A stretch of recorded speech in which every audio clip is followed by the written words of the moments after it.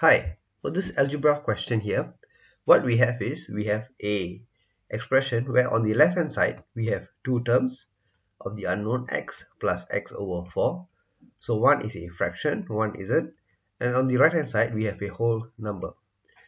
Now when we want to solve such equations, what we should aim for is that we want to bring this expression towards a point where we have a single fraction on the left hand side and a single fraction on the right hand side.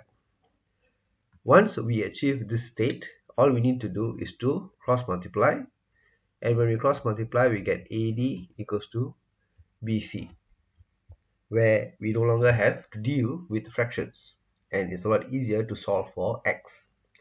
So let's do that first. Let's make the left hand side a single fraction. Now x can be written as x over 1.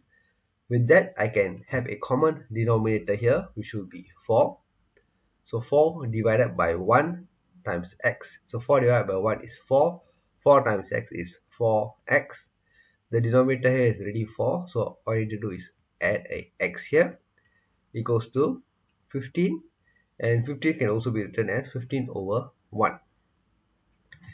So 4x plus x is 5x over 4 is equals to 15 over 1. So now you can see that what I have here on the in the expression 5x over 4 equals to 15 over 1 is actually what I wanted to achieve, a single fraction on the left hand side and a single fraction on the right hand side. So now we can actually proceed to do the cross multiplication, and what I have now is 5x is equals to 15 times 4, which is equals to 60. Okay. 5x is equals to 60 and x is equals to 60 divided by 5, x is equals to 12. So that is the final answer for this question here. So I hope this video has given you a good idea how to approach such algebra questions. Thank you and see you soon. Bye.